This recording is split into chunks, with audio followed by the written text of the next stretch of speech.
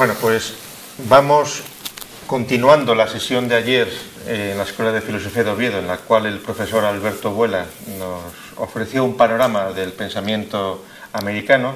Hoy vamos a presentar su último libro, que se llama Disyuntiva de nuestro tiempo, ensayos de metapolítica, que ha publicado en España la editorial Barbarroja. Como no tiene sentido presentar al profesor Alberto Buela, yo lo que voy a hablar es un poco de metapolítica. Perfecto. Hablar un poco, y después él ya hablará de su libro o de lo que le dé la gana. Yo debo reconocer, y me voy a remitir aquí a un artículo, a una entrada que hice sobre el uso del término metapolítica, y que se puede ver por internet en el proyecto Filosofía en Español, en la sección de rótulos. Yo debo reconocer que hasta el año pasado, hace poco más de un año, yo asociaba metapolítica con Alberto Buela y con la revista Disenso, y como mucho, pues con el grupo francés de la Nueva Derecha Francesa, etc. Claro. Y estaba convencido de que el término metapolítica era un rótulo reciente, de la segunda mitad del siglo XX, digamos. Pero leyendo la traducción que de Jeremías Bentham hizo Ramón de Salas, un catedrático de la Universidad de Salamanca, en los años 20 del siglo XIX, de repente me apareció la palabra metapolítica. Claro. Y dije, ¿qué pasa aquí? Qué raro es esto. Y entonces, claro, ya me vi obligado a intentar reconstruir la biografía del término metapolítica, Claro.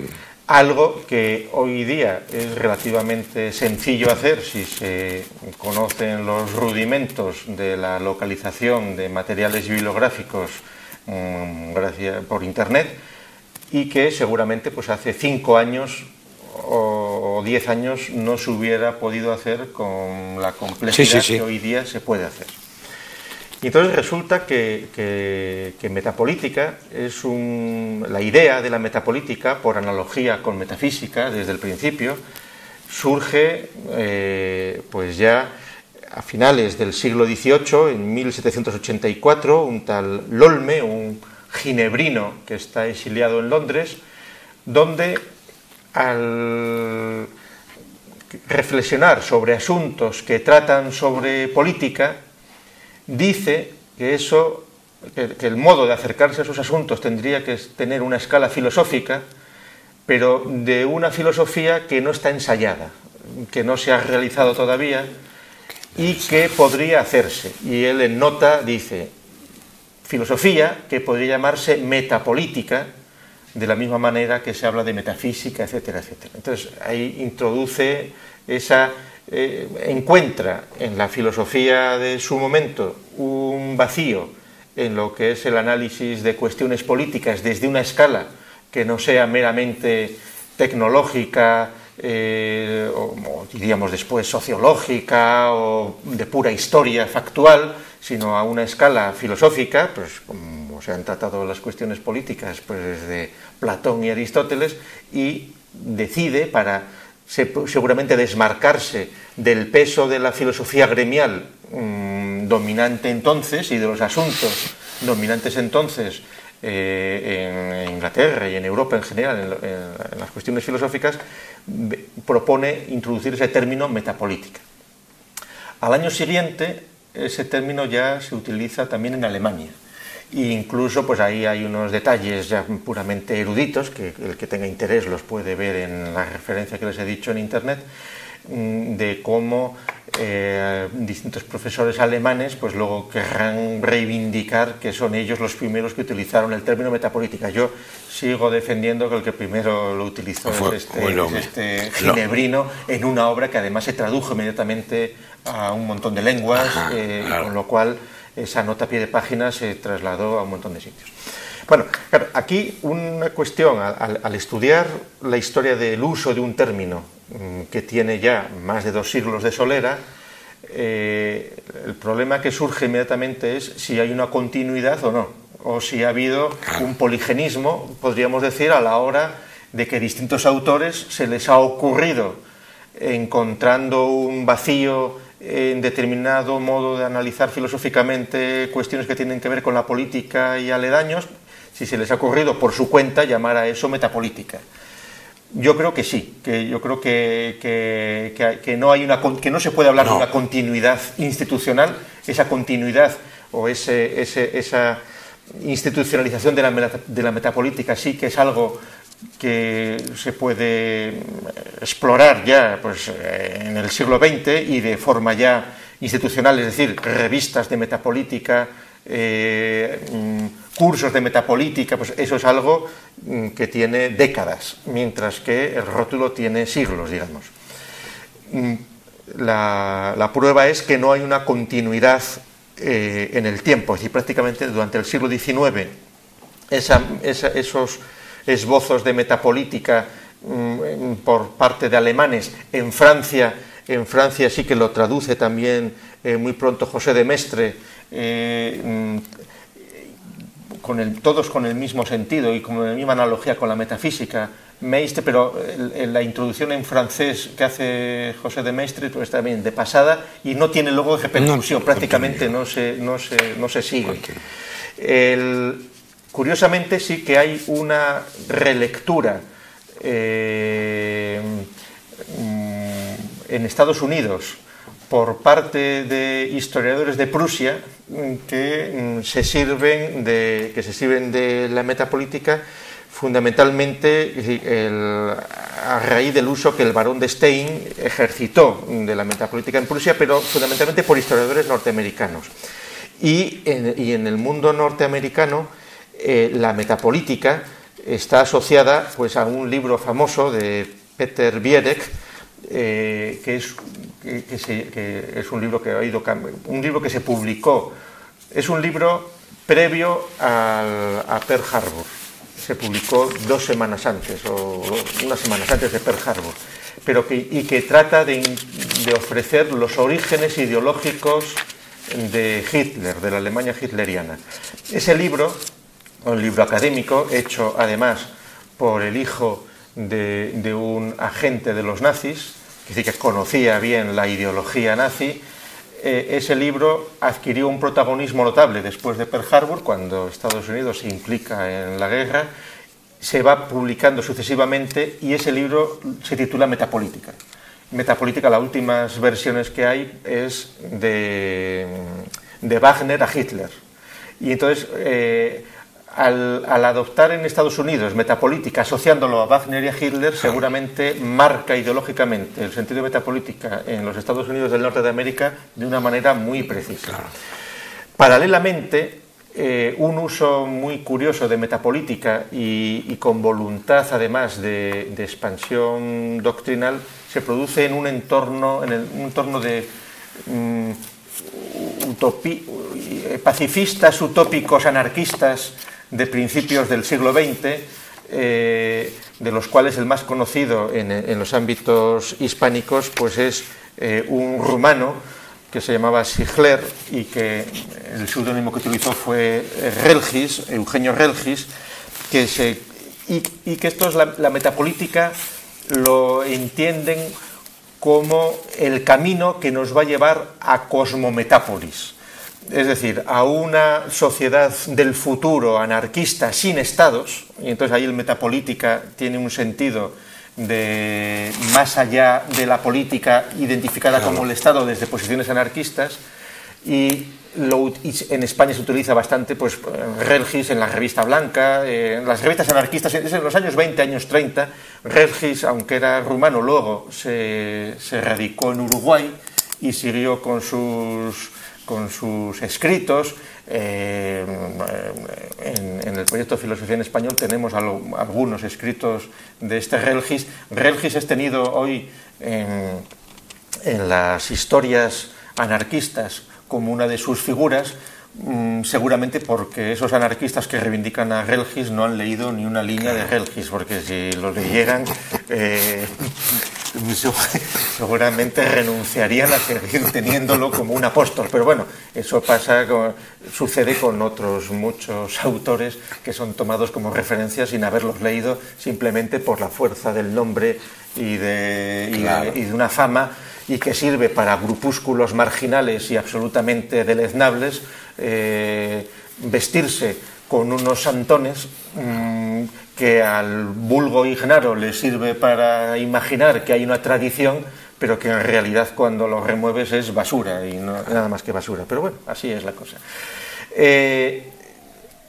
Cronológicamente, quienes utilizan después metapolítica en un sentido ya muy preciso y mantienen ese uso, pues es en Francia Alain de Benoist, claro, es decir, cuando empiezan a hablar de metapolítica, y eso se mantiene hasta nuestros días. Y sí que ahí se podría interpretar luego el uso en Italia de Silvano Panunzio en plan católico. Claro. Y ahí ya no me atrevo a entrar si ahí hubo un intento de apropiación católica de la metapolítica de Alain de Benoist por parte de Panunzio o no, o si también fue independientemente. Sin duda, cronológicamente es posterior. En estos asuntos de mirar cronológicamente el uso de los términos hay que ser relativamente meticuloso, porque y de hecho sucede también en tu caso, es decir, claro, en Disenso, cuando empezáis a hablar de metapolítica es un poco después de publicarse, claro, Disenso, no es en el primer número, es decir, Disenso, la idea de Disenso y de tu revista es anterior a que tú empieces a utilizar metapolítica. Exactamente, muy bien. Claro, ¿qué sucede? Que quien hace una lectura grosera y asocia vuela revista Disenso a la fecha de Disenso metapolítica, no, ahí se está confundiendo. Exacto. Porque yo he seguido muy bien, cómo se va introduciendo en la revista Disenso pues el uso de metapolítica, y entonces es un poco posterior. Es decir, en el 94 aparece Disenso, sí. La primera vez que yo he visto que tú utilizas metapolítica es en el 95. Claro. Y luego luego ya se va convirtiendo en una revista de metapolítica, pero ya en el 95, es el número 4. Bien. En el caso entonces de la relación entre Alain de Benoist y el italiano, Panunzio, pues eso es un asunto ya para hermeneutas que quieran entrar más, a ver si hay vínculos, si hubo influencias o no, si fue por su cuenta, si hubo un intento de querer esa nueva derecha francesa, pues que podía tener unos resabios no religiosos, claro, etcétera, pues intentar bautizarlos. Pues esto ya es un asunto de historia más reciente, que además, hombre, Panunzio ya murió, pero como los otros están vivos, pues sería es una cosa que yo te brindo a ti, que estás en el negocio. Y con posterioridad, en el ámbito hispano, con posterioridad a Alberto Vuela, pues un mexicano, César Cansino, claro, sí que tuvo la visión o la vista de publicar una revista, la primera revista que ya llamó Metapolítica, así. Claro, con lo cual, desde su perspectiva mexicana, ellos consideran que ellos son los propietarios de la marca Metapolítica. Yo creo, y esto no lo he comentado con Alberto, pero yo lo digo en esa página, me da la impresión de que algunas referencias que hay en Disenso es porque cuando vosotros os enterasteis de aquello os tuvo que molestar un poco, probablemente, aunque os llevéis muy bien luego con Cansino. Eso ya, eso ya son interioridad. Yo no conozco a Cansino, y a ti te he conocido ayer, quiero decir, personalmente, que tuviéramos contacto epistolar, pero que al margen de que la armonía que haya entre el grupo de metapolítica de México y el grupo de metapolítica de Argentina y todo tu entorno, que tiene mucha importancia, y los congresos que habéis realizado de metapolítica, etcétera, de hecho, pues hay una preeminencia en el uso en español de metapolítica por parte de Alberto Vuela y de su grupo, y lo que tiene un interés entonces sociológico muy interesante es cómo este César Cansino, desde un entorno gremial académico, ya ve llegado el momento de crear una revista que se llame Metapolítica, con voluntad además, donde aquí lo que está mandando fundamentalmente es el rótulo Metapolítica, no los contenidos, porque luego cada uno entiende que se ponga detrás de esa metapolítica de una manera, y entonces puede haber una metapolítica perfectamente. Quiero decir, por poder, podría haber una metapolítica pues trotskista o una metapolítica anarquista o una metapolítica maometana, quiere decir que perfectamente, quiere decir, y si no la hay, la acabará viendo, quiere decir que esos son, quiere decir que hay miles y miles de profesores universitarios, miles de tesis doctorales por hacer, miles de jóvenes que tienen que abrirse camino en el mundo repleto de la academia, y entonces pues acabarán inventando de todo. Entonces, con esto, ¿qué queremos decir? Pues que cuando Alberto Bola escribe un libro ahora que se llama Disyuntivas de nuestro tiempo, ensayos de metapolítica, lo primero que hay que pedirle a Alberto Bola en la presentación del libro es que nos explique su modo de entender la metapolítica. No, bueno. Por favor. Muy linda la presentación de Gustavo Bueno. Y tiene, él no lo dice, pero nosotros tenemos que decirlo, tiene la modestia típica de los asturianos y gallegos.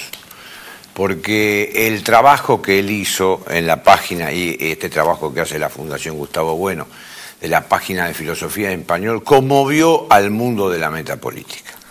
Esta es una idea y un aporte de Gustavo Bueno que tiene que constar, porque es el primero que toma el término y hace todo su desarrollo, realiza su desarrollo histórico. Jacek Bartisel, el estudioso polaco sobre el tema de metapolítica, me escribió diciendo que no había barruntado cuál era el desarrollo del término, que le sirve muchísimo a él también. El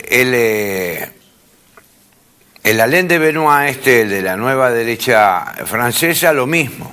Me escribió diciendo que él no sabía que tuviera tanta historia el concepto de metapolítica.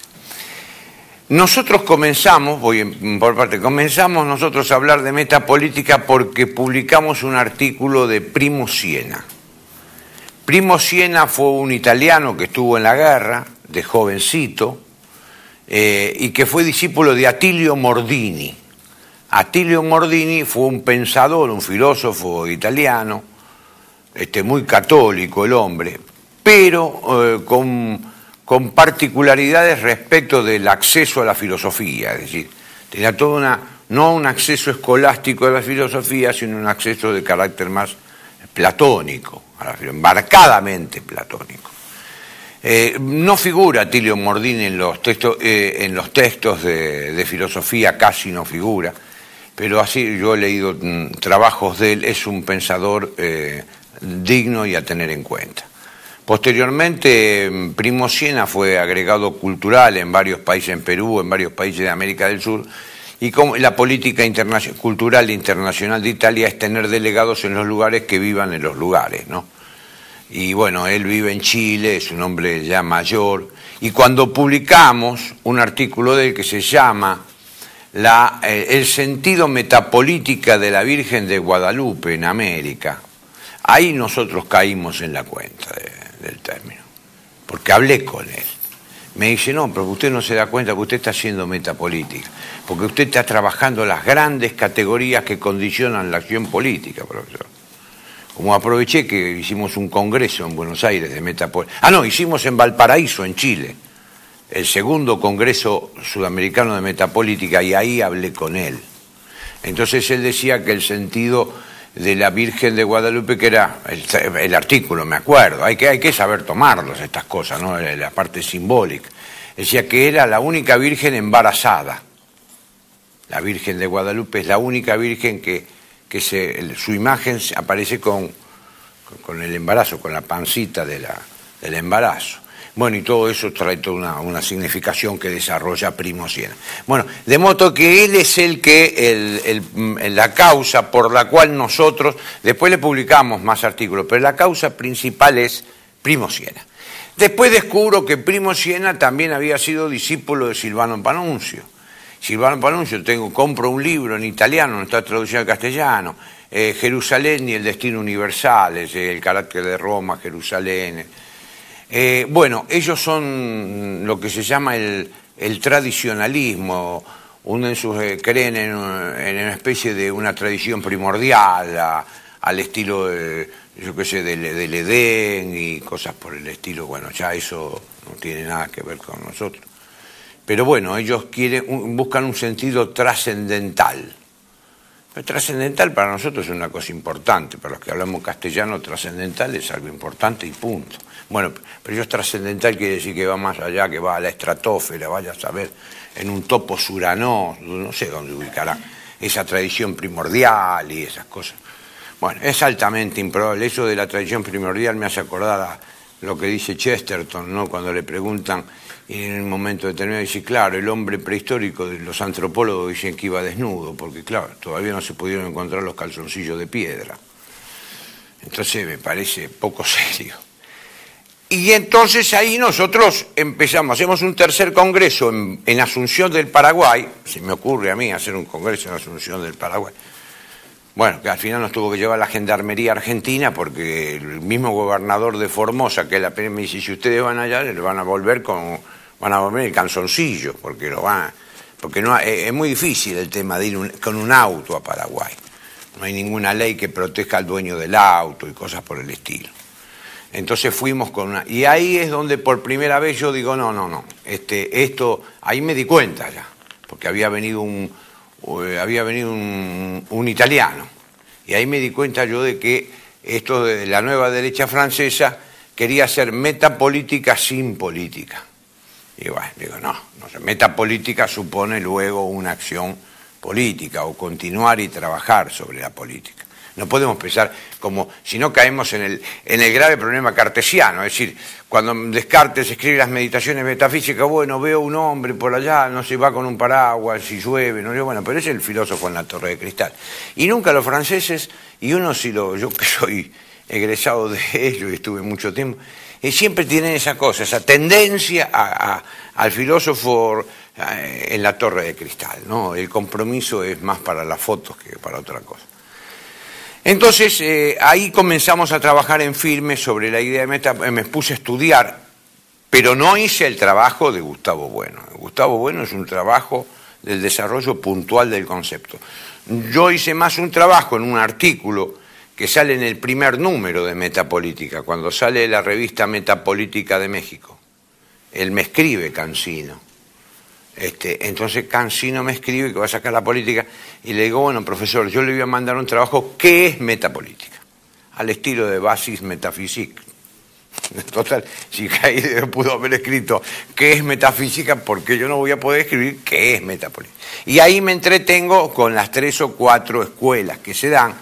Descubro una cosa interesante que es Manfred Riedel, que es un filósofo alemán bastante interesante, cuando plantea ética y metapolítica. Muy interesante porque es la versión fenomenológica de la metapolítica. Pero claro, plantea una metapolítica sin metafísica, porque en realidad la fenomenología, al poner entre paréntesis la existencia, de alguna manera se conforma con la corrección de los juicios y no con la verdad de los juicios. No hacen predicación de existencias, decían nuestros viejos maestros.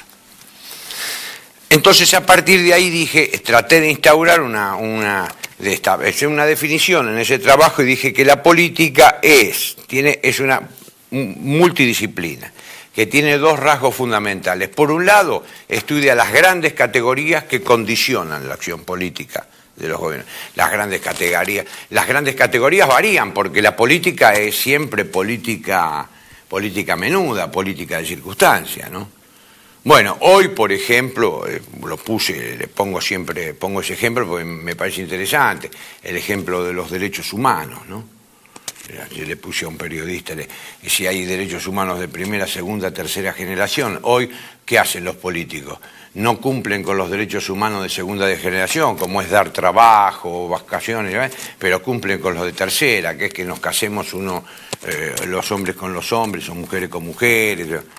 Bueno, que hagan lo que quieran, pero primero cumplan con lo primero. Es decir, si la metapolítica ahí que viene a romper el simulacro, la idea de simulación, la idea de simulacro.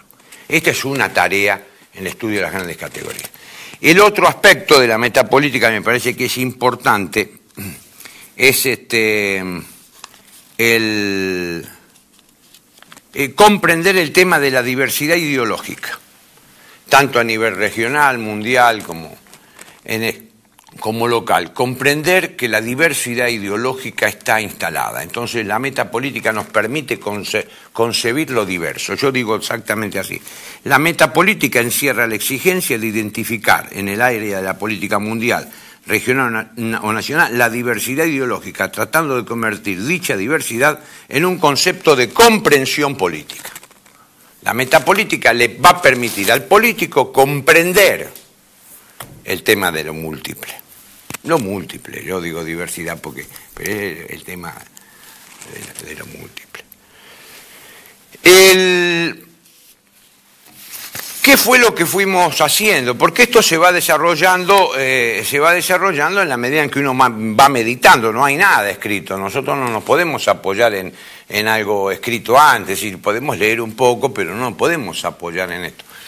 Es distinta nuestra actitud que la actitud, por ejemplo, de Cancino en México. Él quiere crear una materia para introducirla en la currícula universitaria. Él es un profesor universitario de corte liberal, no sé, yo hablé una vez con él, estuvo en Buenos Aires, es un hombre muy bien visto, pero es un hombre del PRI. El PRI es el partido institucional y permanente que se renueva año tras año. Eso forma parte de lo que es la partidocracia mexicana, ¿no?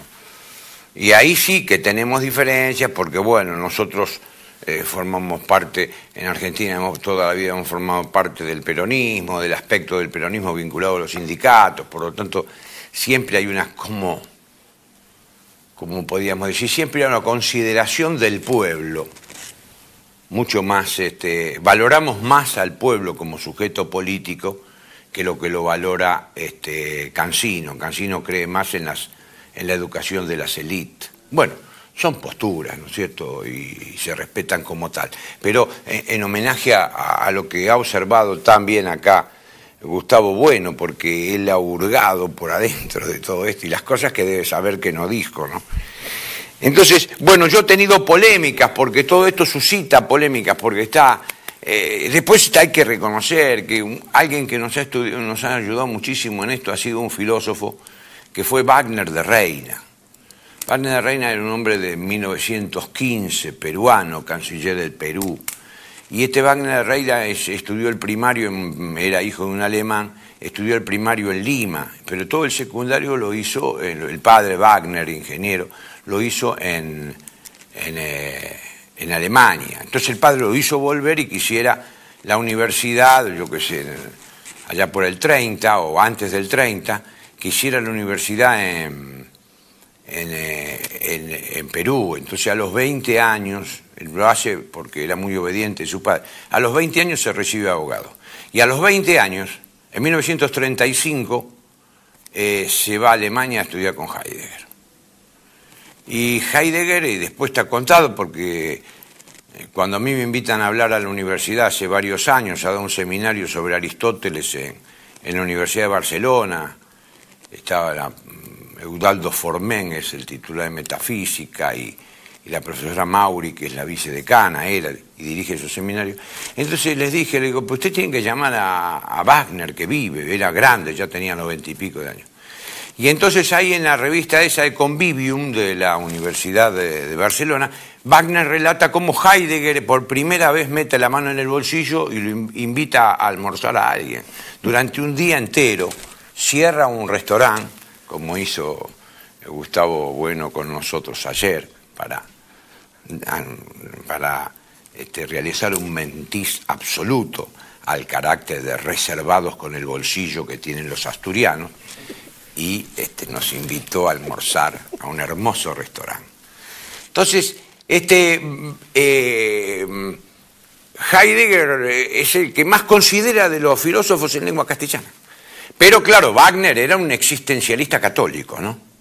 Nunca renegó de eso. Entonces hace una interpretación muy particular del caso de Heidegger. Y él nos ayuda a nosotros con el tema de la metapolítica. Él nos dice textualmente, dice Heidegger, mire, el pensamiento marxista es un pensamiento que está anclado en el pensamiento moderno y que la idea de progreso no la ha dejado nunca de lado, porque siempre se vislumbra, dice, en la síntesis siempre se vislumbra, la síntesis se vislumbra siempre como algo esperanzado. Es decir, ¿qué pasa con la idea de disenso, la idea de metapolítica trabajada a partir del disenso? Y si trabajada a partir del disenso, usted lo que está haciendo es proponer otro sentido. Y en realidad la política lo que va a buscar es otro sentido. Siempre está buscando otro sentido. El método que nosotros le adosamos al trabajo metapolítica es el método, el disenso como método. Y les voy a comentar acá, en una polémica que yo tengo con unos marxistas argentinos, ¿no?, que los hay también y gente bastante interesante. ¿Cuál es el método del disenso? No lo explica, dice Franzoya, que es todo método es eso, un camino para llegar a alguna parte. El disenso como método parte no ya de la descripción del fenómeno, como la fenomenología, sino de la preferencia de nosotros mismos. Esta preferencia se realiza a partir de una situación dada, un locus histórico, político, económico, cultural. En nuestro caso, Suramérica o la patria grande, esto es, reclama o exige el disenso un pensamiento situado, como acertadamente habló la filosofía popular de la liberación, que es donde nosotros nos inscribimos, y no la filosofía marxista de la liberación, que es una rama europea trasplantada en América. Los pasos del disenso como método que aplicamos en la metapolítica son, en primer lugar, la preferencia de nosotros mismos. Es el nosotros y no el yo, porque la metapolítica siempre mantiene una relación de pensamiento con la comunidad. No es un pensamiento de un filósofo aislado como hace la nueva derecha, que estará Alain de Benoist en su casa no sé, pensando él solo. No, la metapolítica nosotros la concebimos como una vinculación comunitaria.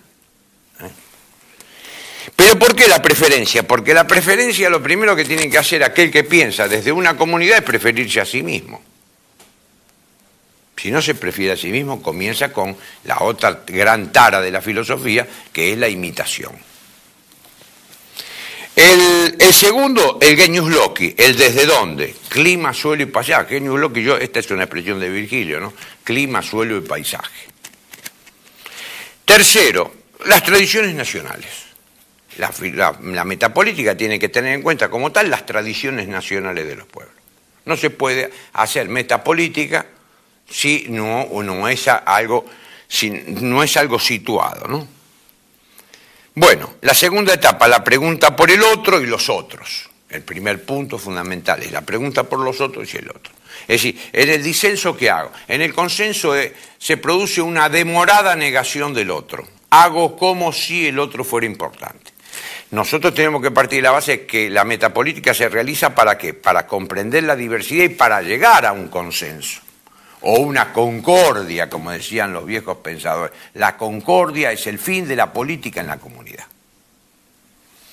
Pero no la puedo poner la concordia adelante, la concordia tengo que llegar, para eso tengo que comprender la diversidad.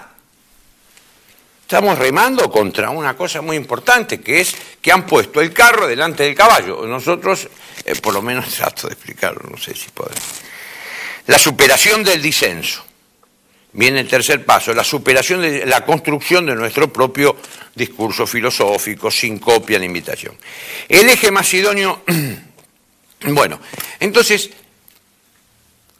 queremos decir con esto, en estos ensayos vamos a tratar distintos, porque es disyuntivas, porque nosotros planteamos el disenso como una disyuntiva, es decir, a esto, porque si no caemos en la versión normal, común y corriente del disenso, que es el disenso como un pensamiento negativo. Entonces nosotros en este trabajo nos hemos ocupado específicamente de ir analizando las distintas disyuntivas que plantea hoy, que se plantea. El tema de la homogeneización, es decir, el pensamiento homogéneo, sobre el tema de mundialismo y globalización, crisis o decadencia. Eso es muy importante. Nos llenan la cabeza de que estamos en crisis. Nosotros hemos entrado en una decadencia, no hay más filósofos, por lo menos yo no los veo. Ya, bueno, acá tenemos una excepción, pero es una rara avis. No hay más filósofos especulativos, no hay. No se encuentran. Los trabajos no se pueden leer, son trabajos que aburren, son trabajos que no enseñan, no ayudan a vivir. Entonces esta es la decadencia. ¿Cuál es la ley de la decadencia? Es fundamental, en mi concepto, como tengo pensado, que siempre se puede ser más decadente. Ese es el principio de la decadencia, que siempre se puede ser más decadente. De la crisis se puede... ¿Y cómo se sale de decadencia? Como salió Ícaro del laberinto. El laberinto es un producto de la inteligencia de los hombres respecto de los dioses, ¿no? ¿Cómo sale? Por arriba. De la decadencia se sale pensando de otra manera, pensando distinto, pensando en forma disidente. No tenemos más alternativas. Ustedes me van a decir, bueno, pero profesor, no estamos solos.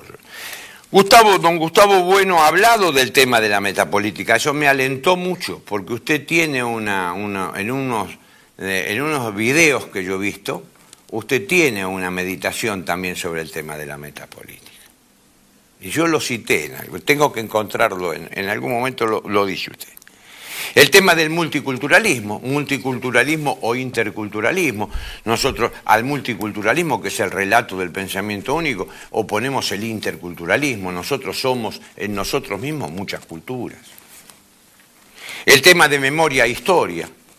Hoy nos hablan de la memoria y nosotros decimos, señores, la memoria siempre es subjetiva, es personal, exagera, chica o agranda los hechos.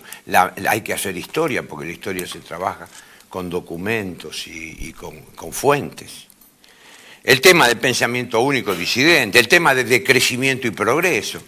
¿Hasta dónde el progreso? ¿Cómo plantear el decrecimiento? Bueno, el tema del consenso o disenso, el tema de pluralismo o uniformidad, el tema de universalismo y uniformidad. En fin, son los temas que nosotros hemos tratado como grandes categorías que van condicionando la acción política de los mismos gobiernos, ¿no?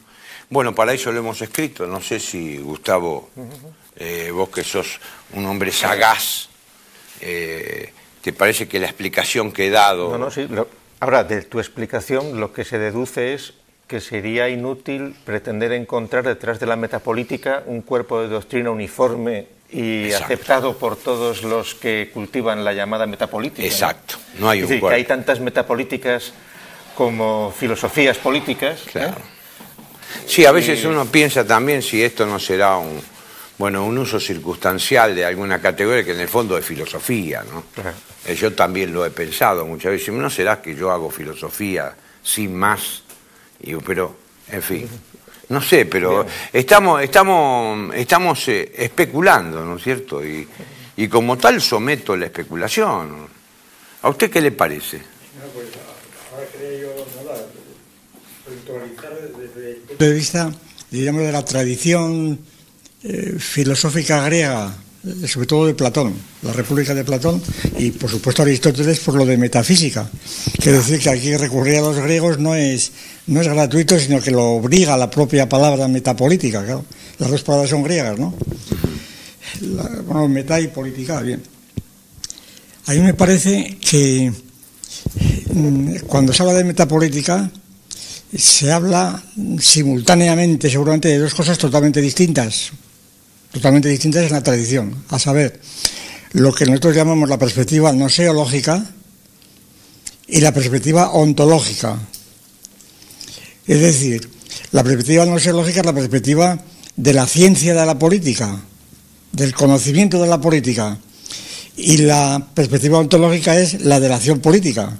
Es aquello que dijo Marx en las famosas tesis sobre Feuerbach. Los filósofos hasta ahora han querido conocer el mundo, se trata de transformarlo. Es decir, transformarlo sería una acción ontológica y conocer el mundo sería gnoseológica. La afirmación de Marx es completamente gratuita porque no es verdad. Todos sabemos que eso que dijo Marx está completamente dicho, es una frase que se ha repetido una y otra vez. Bien, Bueno, a donde voy es a lo siguiente. A mí me parece que el rótulo metapolítica, tal como lo ha estudiado Gustavo, el rótulo, pues aparece en un contexto que precisamente por equipararse la relación con la metafísica, ¿verdad?, en un contexto que quiere decir algo que está más allá de la política. ¿Y qué es el acá de la política? ¿Qué es el acá? Pues seguramente el acá de la política entonces pues es la política práctica e incluso la filosofía política de tradición escolástica y platónica, etcétera. Y seguramente el que se le ocurrió hablar de metapolítica es porque no quería utilizar la palabra filosofía. Esto muchas veces he pensado yo también.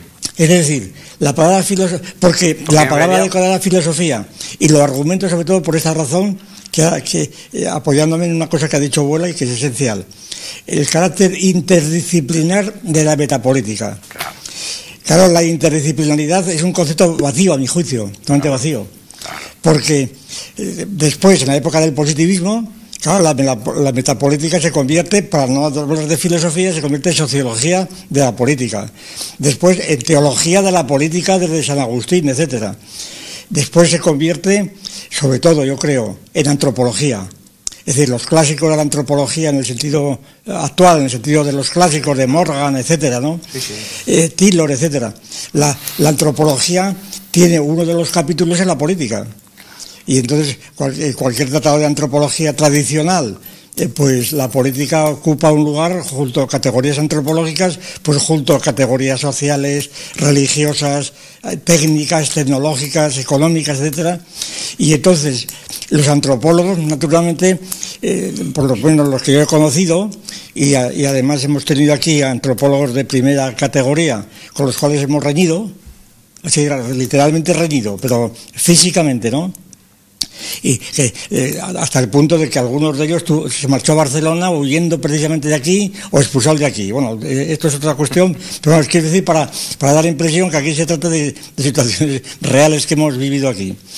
Y entonces la razón fundamental, bueno, voy a decir concretamente de qué se trata. Me refiero a un antropólogo de mucho nombre en Barcelona y muy bueno y muy amigo mío durante 15 años, ¿no?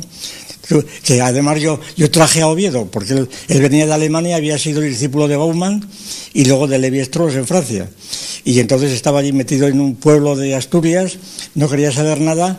Yo me enteré de que había un profesor de un instituto, no me acuerdo dónde estaba, en el oriente de Asturias, y le dije, hombre, tienes que venir a la facultad. No había cátedra de antropología, conseguimos una cátedra de antropología, hicimos un seminario larguísimo de varios años, muy bien, hasta que me di cuenta, porque no quería darse cuenta, o no lo decía, que él era una especie de positivista enemigo total de la filosofía, pero una enemistad que casi, a mi juicio, patológica, ¿no? Por ejemplo, su tesis era: toda la filosofía del ser, ¿verdad?, decía, es el mito del huevo. Es el mito del huevo porque el ser de Parménides es redondo como un huevo. Yo le preguntaba, ¿es un huevo de ave o de reptil, verdad? Bueno, total, él lo que venía a decir es que la filosofía seguía prisionera en el cascarón del huevo mitológico y que había sido estudiado por la antropología. Es decir, la antropología, la verdadera filosofía. La antropología, y entonces no querían saber nada de la filosofía, y entonces ellos hacían filosofía, pero le llamaban antropología. Claro, con otros materiales, con otras cosas, porque naturalmente esa era la gran ventaja. Era la época del estructuralismo. Ellos manejaban sobre todo referencias antropológicas. Bien, bueno, total, a mí me parece entonces que cuando se habla de metapolítica se está constantemente aludiendo, sin decirlo, a la filosofía. Exactamente. Porque el concepto de interdisciplinaridad es un concepto positivista. Bueno, esto que usted dice, por ejemplo, esto es un aporte, porque haber pensado la metapolítica cuando han hecho sociología, de alguna manera, no lo han dicho, han hecho sociología, han hecho filosofía. Cuando viene el reinado de la antropología, hacen antropología, pero en realidad lo que están haciendo es metapolítica una vez más. Es decir, vemos como tiene una polisemia el significado de metapolítica. Sí, pero que desde el punto de vista de la perspectiva tradicional, por decirlo así, para tener una referencia positiva, para la expresión. Sí, Platón hace metapolítica, pero desde el principio. ¿Por qué? En el sentido ontológico, además. No solamente porque discute sobre la política y compara distintas doctrinas sobre la democracia, sobre la aristocracia, etcétera, sino que sobre todo él quiere hacer una nueva sociedad. Y la República ya es un proyecto metapolítico real, parecido al de Relgis, al anarquismo, es decir, quiere ofrecer una cosa que Aristóteles no lo hace. No. Porque Aristóteles ya sabe que está todo hecho. Claro. Es un poco lo de Fukuyama, es que no hay más que 6 formas políticas y se acabó. Aristóteles hace filosofía política. Eso es, que en cambio Platón política hace metapolítica. Eso es. Muy bien, sí. Muy bien su aporte. Tienen que anotar este aporte para el desarrollo de la metapolítica. Hay que anotar este aporte. Que sabe de metapolítica. Yo particularmente, para dar una expresión, personal o psicológica, si se quiere, que no tiene ningún valor, pero bueno, para justificar lo que he dicho. Yo particularmente, de la palabra metapolítica y de la método de metapolítica, pues los conocimientos que tuve de esta expresión, pues fue seguramente pues la cosa de Leo Strauss o cosas por ahí, ¿verdad? Del propio Benoist, así, pero muy alejada. Y a mí no me interesó mucho porque yo lo veía por amigos que tenía o gente, que era un modo de eludir la palabra filosofía. Estos que, como no quieren hablar de filosofía política porque son positivistas o por antropólogos o sociólogos, sobre todo sociólogos, porque la esencia de la sociología era ir contra la filosofía. En general, todas las ciencias antropológicas, incluyendo la psicología, incluyendo la antropología, la politología, los capítulos primeros son contra la filosofía. Nosotros no somos filósofos, nosotros somos científicos, eso es el fundamentalismo científico. Y entonces la interdisciplinaridad suponen una perspectiva que no puede ser una disciplina porque entonces es reducción de todas a una, ¿verdad? Y entonces es filosófica, y la filosofía, por lo menos en la tradición platónica, es esencialmente tampoco se puede decir metafísica porque tampoco somos metafísicos, ¿sí? Metapolítica, perfecto. Muy bien. Después de todo lo que he escuchado, las 3 intervenciones, bueno, que vamos a ver a cuál mejor, ¿no? Pues me gustaría hacer alguna consideración, ¿no? La primera de todas, he estado mirando, aparte de el material audiovisual que nos suministró Gustavo, pues el libro que tan gentilmente me ha dedicado Alberto Vuela, la palabra disyuntivas de nuestro tiempo, y entonces, bueno, las he seguido y lo primero que me llama la atención es precisamente el título, ¿no? La expresión nuestro tiempo. Y entonces yo ayer, pues, cuando hiciste el recorrido por la historia de la filosofía hispanoamericana, entonces pues había una crítica que yo comparto plenamente a Ortega y Gasset. Pues veo que aquí hay una especie de utilización de una terminología muy, muy orteguiana, ¿no? Como que sobrevuela de tal manera que, bueno, de todas las maneras, después de lo que nos ha contado Gustavo, a lo mejor el término nuestro tiempo tiene otro origen, y entonces a lo mejor Gustavo pues nos puede... en esta maestría que él tiene para buscar la génesis lo hizo también con el término fundamentalismo, con metapolítica, y a lo mejor pues resulta que no es tampoco Ortega el originario de esta expresión, yo lo he usado como se usa, es nuestro tiempo, es este tiempo que vivimos nosotros, ¿no? Pero tiene obviamente que suena a Ortega, pero no lo hice en ningún momento pensando en Ortega. Sí. Hablo de nuestro tiempo, como hablo de trascendencia, de trascendente importante, ¿no? Trato de que no hice una hermenéutica específica lo que me importaba que era declarar la disyuntiva. ¿De dónde? Disyuntivas de nuestro tiempo. Pero que bueno, que estamos sujetos a la influencia de los grandes, de otros pensadores anteriores. Pero que caben otras fórmulas, como por ejemplo presente en marcha. Vamos, esta es una cosa que también es nimia, tampoco tiene pero bueno, demasiada importancia. Es bueno, es interesante. No lo había pensado. Es que es así. Luego hay otro asunto, antes de entrar en dos cuestiones que quiero yo plantear a propósito de lo que ha apuntado don Gustavo sobre la gnoseología y ontología de la política, y es la referencia al mito de Ícaro, lo de salir por arriba, pero claro, ya sabes que a Ícaro se le quemaron las alas y ¿qué le ocurrió? Es decir, que también tener cuidado con lo de salir por arriba, que a veces hay que poner los pies en la tierra y no hacer grandes vuelos, pero en este caso con V. Bueno, esto así como bien. Entonces, luego, entrando ya en la materia, podríamos decir gnoseológica y ontológica, pues hay luego otra cosa, que no se me olvide, esa referencia que has hecho al uso que hace don Gustavo de metapolítica, que quiero yo también hacer una puntualización muy breve. Primera cuestión, en cuanto a que vosotros veis la metapolítica como una materia que tiene muchas disciplinas, muchas aristas, desde el punto de vista gnoseológico, pues eso ya don Gustavo ha planteado la problematicidad de eso, porque cada ciencia tiene su campo, y entonces no hay la posibilidad de un campo de todos los campos, o esto es algo al menos problemático. Sí decir que si la pretensión de la metapolítica es entender la diversidad para llegar a un consenso, desde un punto de vista político resulta que eso choca con una tradición en la que yo estoy metido fundamentalmente, y es que el consenso no tiene por qué ser el fin de la política, sino que a veces es la guerra. La tesis de Clausewitz, ¿no? Que la guerra es la continuación de la política por otros métodos. Es decir, que no cabe buscar siempre el consenso, porque a veces no se va a dar y no se puede dar. Y entonces la guerra es otro horizonte que tiene que ver con la política. Y en este sentido, pues, ¿qué se puede decir?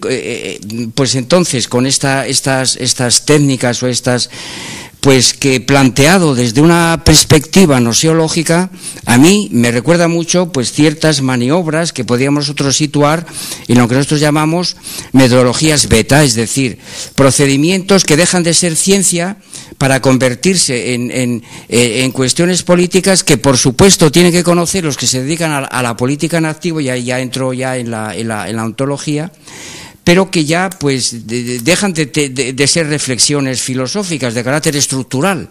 Es decir, que si queremos entrarle de lleno desde un punto de vista gnoseológico a la política, pues nos tenemos que ocupar de cuál es la estructura de la polis, cuáles son las capas que la constituyen, cuáles son las ramas de poder, y eso ya no es independiente de lo que sería la búsqueda del consenso, ¿no? Y que eso pues tiene que ver con que la política tiene una estructura y que eso pues tiene un tratamiento gnoseológico, ¿verdad? Bueno, esto por un lado, es una cosa que dejaría ya hoy encima de la mesa. ¿Qué me quedo yo con la obra de Alberto Buela? Pues que podían ser estos trabajos reinterpretados como una metodología beta. La palabra consenso, por supuesto, nos remite es una perspectiva subjetual, y que por supuesto pues no tiene por qué caer en balde, sino que puede ofrecer, puede arrojar pues agudas reflexiones sobre estas metodologías que nosotros llamamos beta. ¿Y qué quiere decir esto? Pues que solamente tiene sentido cuando las interpretamos como algo que tiene que ver con la actividad, es decir, con las operaciones humanas, mientras que no podría ser considerado como una reflexión para lo que serían las metodologías estructurales sobre la política, es decir, abundar en lo que sería la interconexión entre las capas, entre los poderes, con independencia de que se esté buscando una acción particular, ¿no? Esta es es decir, que habría que distinguir estos dos planos, ¿verdad? Desde un punto de vista político, pues que cabe una reflexión acerca de la política como ciencia, y otro plano, que es la política como una acción que nos remite, por supuesto, siempre a operaciones, y que una de ellas puede ser perfectamente esta. Bueno, esto sería una... Bueno, entonces... ¿Puedo entonces? Sí, claro, por Dios. Cuando nosotros decimos que hacemos metapolítica, nos vamos a ocupar fundamentalmente no de lo político, que es la naturaleza del poder, sino que nos vamos a ocupar de la política, es decir, de la estructura de cómo ese poder se va manifestando, que es lo que llamás vos, lo que se llama normalmente la organización de la ciudad, la organización de la polis. De modo tal que yo haría un distingo en lo que vos decís. Yo no diría que el fin de la política es el polemos, sino que el polemos tiene que ver con lo político, lo que dice Castoriadis muy bien, nosotros los griegos no inventamos lo político, es decir, el poder y los problemas que el poder trae, como por ejemplo el tema de la guerra como un elemento del poder, sino que nosotros nos estamos ocupando de la política, es decir, de la proyección de lo político en la ciudad. Y eso te exige forzosamente, si no querés terminar a los palos, te exige forzosamente llegar a la concordia. Si se entiende esta definición. Entonces, cuando nosotros nos ocupamos de la metapolítica, nos estamos ocupando de las grandes categorías, nos ocupamos de lo político, nos estamos ocupando de las grandes categorías que condicionan la aplicación del poder en la ciudad. No sé si fui claro. Ojo que No, simplemente introducir una referencia. Claro. Todo. Que cuando Marx, por ejemplo, y sobre todo Engels, como referencias de todos conocidas, dice que el fin de la historia política es la supresión del Estado y de la política, y la sustitución del gobierno y política de las personas por la administración de las cosas.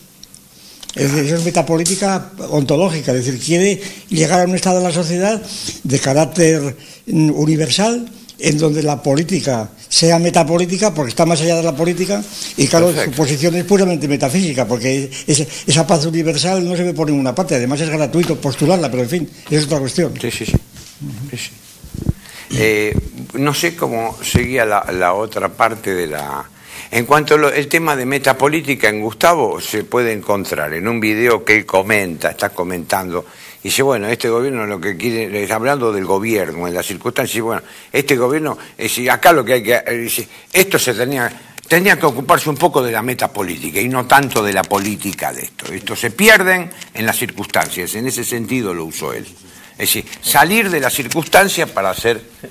Seguramente en algunos de los momentos en los cuales la funcionalidad de utilizar metapolítica es en contextos también gremiales académicos. Claro. Cuando hay disciplinas que están copadas por ideólogos que nominalmente impiden hacer aquello que debería hacerse, pero que si no le cambias de nombre no lo puedes hacer. Es decir, en una facultad, si hay una cátedra de filosofía política y está ocupada por determinados personajes, no puedes hacer. O, por poner otro ejemplo, si en una facultad de psicología estudian cuestiones que tienen que ver con filosofía de la psicología, en una facultad de filosofía no pueden hablar de eso porque tendría que hablar los profesionales del área de psicología. Claro. En la facultad de filosofía podrías hablar de metapsicología, porque no protestarían los psicólogos. Hay algo de eso, hay, mientras sí, que en psicología no quieren saber nada de filosofía. Claro, si tú te pones en una facultad de filosofía, programas una asignatura que lleve psicología en el rótulo, inmediatamente te la van a reivindicar gremialmente los profesionales de la psicología. Si lo llamas metapsicología, ya disimulas.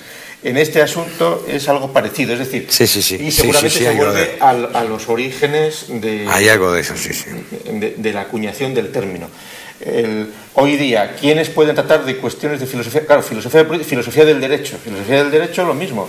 Era una disciplina que procede gremialmente de las facultades de derecho.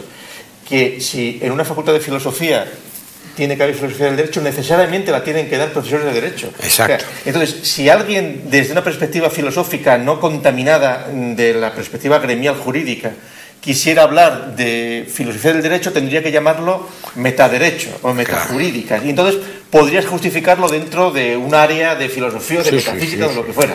Pero, con la lingüística.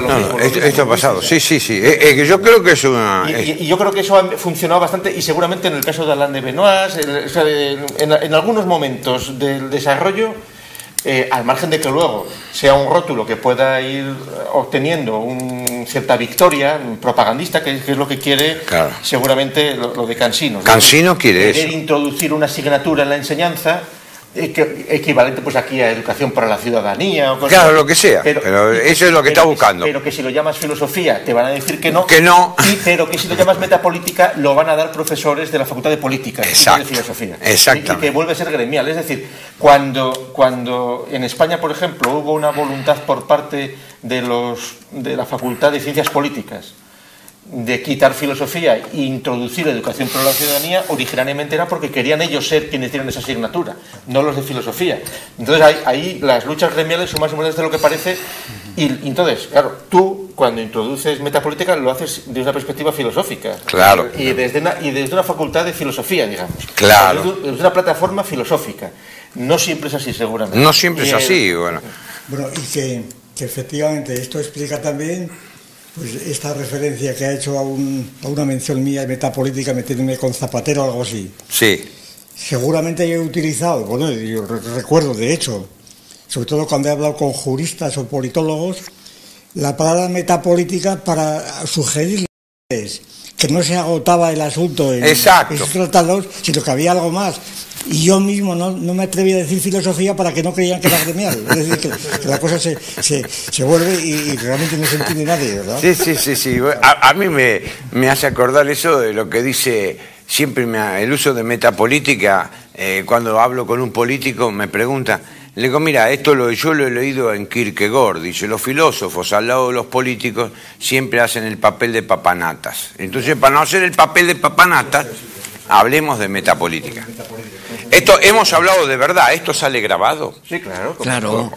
Y además, que importa que lo escuche. Y tiene mucho interés, hombre. Porque hemos hablado de verdad, hemos contado los secretos. Sí. Lo cual no quiere decir que no sigamos haciendo metapolítica, tenemos que seguir haciendo. Hay que enmascararse como sea. Claro, necesariamente. Me gustó esto de que el antecedente remoto de la metapolítica es cierto la República de Platón. Yo creo que tiene... A ver... Bueno, sí, que yo quería hacer una pequeña precisión. Al margen de esto que ha explicado don Gustavo acerca del uso que él hizo de esa palabra, hay que recordar que en su obra la palabra metapolítica tiene un significado muy preciso también, y es en su tratado sobre el imperio, él distingue entre imperio diapolítico e imperio metapolítico. Y entonces eso sí que me gustaría a mí sacarlo aquí a ponerlo aquí sobre la mesa. Esa distinción que él hace precisamente para referirse a que no es lo mismo el imperio de Alejandro Magno o el imperio español que el imperio francés depredador, o que un imperio que busca, por así decirlo, el dominio de otros estados a través de la política, diapolítico, ¿no? Un imperio diapolítico, mientras que las categorías metapolíticas tienen un alcance, en el caso pues del imperio de Alejandro Magno, la búsqueda, el compromiso con el género humano, y en el caso del imperio español, pues también género humano, pero desde una perspectiva católica. Claro, bueno, y en ese sentido, yo no sabía esto de Gustavo, me excuso, ¿no?, de no haberlo leído, pero me retrotrae al trabajo de Primo Siena, a lo mejor él fue anterior al de Primo Siena, que se llama ¿cómo se llama? El caballo de Perseo, y a lo mejor el suyo probablemente sea anterior. España frente a Europa. Sea anterior, porque él plantea la oposición entre la criptopolítica y la metapolítica.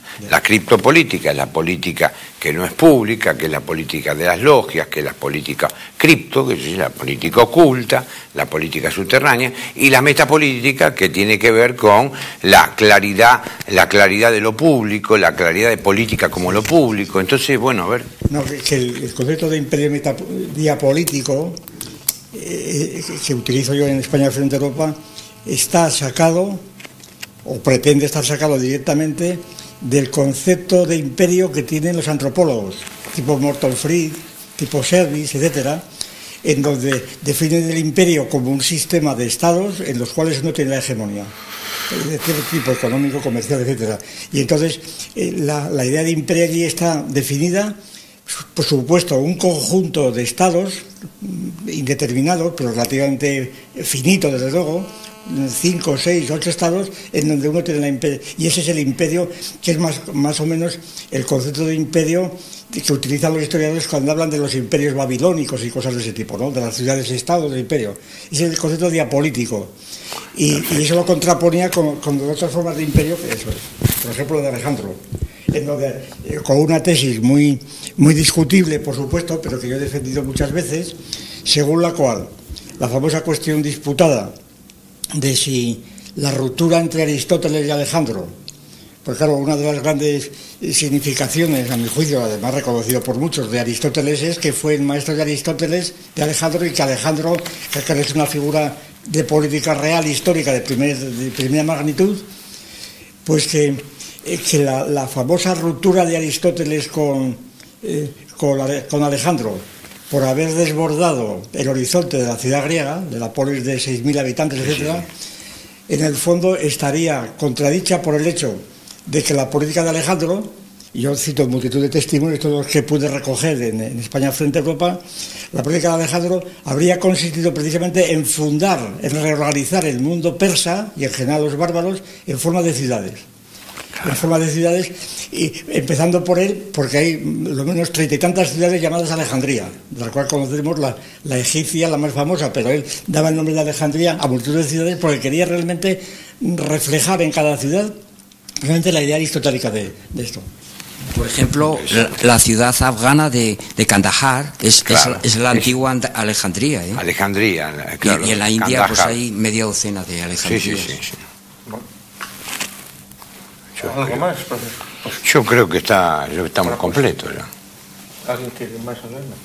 Pues queda presentado este libro. Bueno, muchísimas gracias. Y la metapolítica ha dado un paso más.